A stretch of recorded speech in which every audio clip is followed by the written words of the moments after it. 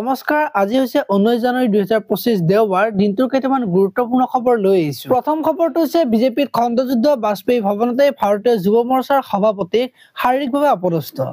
বিশেষ সূত্ৰৰ পৰা জানিব পৰা মতে ভাৰতীয় যুৱ মৰ্চা চমুকৈ BJYMৰ সভাপতি ৰাকেশ দাসক শনিবাৰে বিজেপি কাৰ্যালয়তে এজন জ্যেষ্ঠ সদস্য মৃগাংক বৰ্মনে শাৰীৰিকভাৱে অপদস্থ কৰে। পৰৱৰ্তী খবৰটো হৈছে বিয়া পাতিবলৈ গৈ গ্ৰেপ্তাৰ হল ধৰা বিয়া চলি থাকোঁতে গুৱাহাটীৰ বিবাহ ভৱনত লাগিল হাহাকাৰ।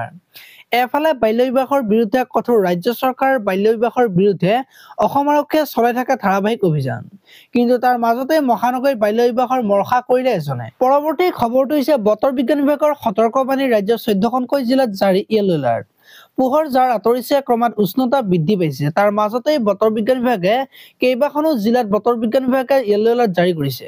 পৰৱৰ্তী খবৰটো হৈছে লোকসেৱা ভৱনত মুখ্যমন্ত্ৰীৰ পৰ্যালোচনা বৈঠক। সমাগত এডভান্টেজ এছাম 2.0 শীৰ্ষক বিনিয়োগ আৰু আন্তঃগাঁথনি সন্মিলন সন্দৰ্ভত বিস্তৃত আলোচনা। মুখ্যমন্ত্ৰী ডক্টৰ হিমন্ত বিশ্ব শৰ্মাৰ পৌৰোহিত্যত আজি লোকসেৱা ভৱনত আগন্তুক এডভান্টেজ এছাম 2.0 শীৰ্ষক বিনিয়োগ আৰু আন্তঃগাঁথনি সন্মিলনত সন্দৰ্ভত ৰাজ্য চৰকাৰ আৰু মন্ত্ৰী উচ্চপদস্থ চৰকাৰী বিষয়াসকলৰ সৈতে প্ৰস্তুতি সন্দৰ্ভত এক বৈঠক অনুষ্ঠিত হয়। বৈঠকখনত নেহৰু ষ্টেডিয়াম উন্নতীকৰণ, ডিব্ৰুগড় প্ৰেক্ষাগৃহ, পশু চিকিৎসা আৰু কৃষি মহাবিদ্যালয়ৰ দৰে গুৰুত্বপূৰ্ণ প্ৰকল্পসমূহৰ অগ্ৰগতিৰ পৰ্যালোচনা কৰে মুখ্যমন্ত্ৰীয়ে। পৰৱৰ্তী খবৰটো হৈছে 10 মাৰ্চত বিত্তমন্ত্ৰী অজন্তা নেওগে দাখিল কৰিব 2025-26 বৰ্ষৰ বাজেট।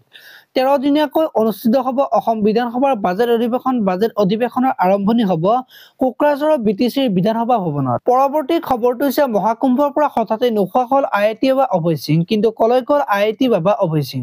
অভয় সিঙৰ মাক দেউতাকেও তেওঁক লগ কৰিবলৈ জোনা আখাৰাৰ আশ্ৰমত উপস্থিত হৈছিল, কিন্তু তাৰ পূৰ্বে অভয় সিং তাৰ পৰা ওলাই গৈছিল। পৰৱৰ্তী খবৰটো হৈছে চেফ আলী খানৰ আক্ৰমণকাৰী গ্ৰেপ্তাৰ, মুম্বাই আৰক্ষীৰ ছত্তীশগড়ৰ পৰা গ্ৰেপ্তাৰ আকাশ কনৌজিয়াক। পৰৱৰ্তী খবৰটো হৈছে মোক মাৰিবলৈ বিচাৰিছিল, মাত্ৰ 20-25 মিনিটৰ ব্যৱধানত মই বাচি গৈছিলো।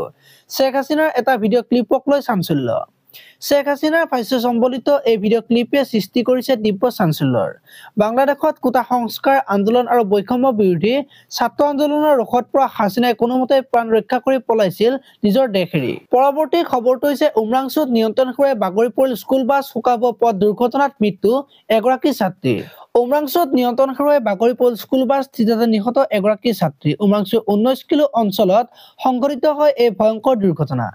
বাছখনত আছিল কেইবাগৰাকীও কণ শিক্ষাৰ্থী। পৰৱৰ্তী খবৰটো হৈছে অচিৰে 8ম দৰমহা আয়োগ কিমান বাঢ়িব চৰকাৰী কৰ্মচাৰীৰ দৰমহা।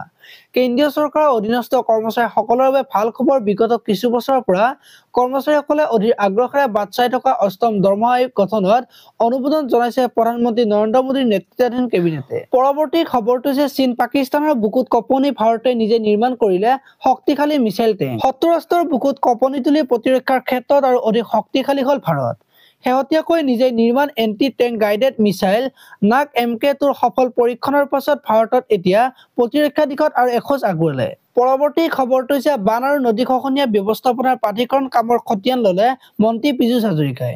জলসম্পদ মন্ত্ৰী পীযুষ হাজৰিকাই আজি গুৱাহাটীৰ বশিষ্ঠস্থিত অসম জলভৱনত বান আৰু নদী খহনীয়া ব্যৱস্থাপনা প্ৰাধিকৰণ অসমৰ অধীনত চলি থকা আঁচনিসমূহৰ এখন পৰ্যালোচনা কৰে। পৰৱৰ্তী খবৰটো হৈছে জাতি মাটি ভেটিৰ সুৰক্ষাৰ বাবে সমৰ্পিত মনোভাৱেৰে কাম কৰক সভাপতি দিলীপ শইকীয়া। জাতি মাটি ভেটিৰ সুৰক্ষা সুনিশ্চিত কৰি ৰখাৰ বাবে সমৰ্পিত মনোভাৱেৰে ঐক্যবদ্ধভাৱে দলীয় কাৰ্যৰ সবল কৰি তুলিবলৈ সকলো কাৰ্যকৰ্তাক বিনম্ৰ আহ্বান জনাইছে ভাৰতীয় জনতা পাৰ্টীৰ অসম প্ৰদেশৰ নৱনিৰ্বাচিত সভাপতি সাংসদ দিলীপ শইকীয়াই। পৰৱৰ্তী খবৰটো হৈছে নাই এখন চালি, নাই খাদ্য, নাই শৌচাগাৰ। এইমছৰ কদৰ্য ৰূপক লৈ চৰকাৰক তুলাধনা ৰাহুল গান্ধীৰ। এইমছৰ বাহিৰখন নৰক। দেশৰ ভিন্ন প্ৰান্তৰ পৰা অহা দৰিদ্ৰ ৰোগী আৰু তেওঁলোকৰ পৰিয়ালে অপৰিষ্কাৰ পেটৰ তাড়না আৰু হাড় কঁপা ঠাণ্ডাত এইমছৰ বাহিৰত শুবলৈ বাধ্য হোৱা বুলি সামাজিক মাধ্যমত অভিযোগ ৰাহুল গান্ধীৰ।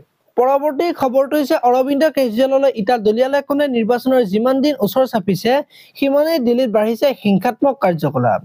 শনিবাৰৰ দিনটোত নতুন দিল্লীৰ বিধানসভা সমষ্টিত প্ৰচাৰৰ বাবে যোৱা অৰবিন্দ কেজৰিৱালৰ ওপৰত চলিল দুৰ্বৃত্তৰ আক্ৰমণ।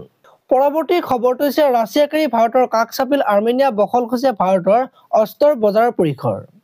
ককেছাছ অঞ্চলৰ এখন গুৰুত্বপূৰ্ণ দেশ আৰ্মেনিয়া। এই দেশখনে শেহতীয়াকৈ ভাৰতৰ সৈতে দ্বিপাক্ষিক সম্পৰ্ক যথেষ্ট শক্তিশালী কৰি তুলিছে। পশ্চিম এছিয়াৰ এইখন দেশে শেহতীয়াকৈ ভাৰতৰ পৰা অস্ত্ৰ ক্ৰয়ৰে বিশ্বৰ দৃষ্টি কাঢ়িবলৈ সক্ষম হৈছে। পৰৱৰ্তী খবৰটো হৈছে সীমান্তত কাঁটাতাৰৰ বেৰ দিয়াক লৈ অসন্তুষ্ট থকা ভাৰতে ক'লে এয়া দুয়োখন দেশৰ বাবে মংগলজনক।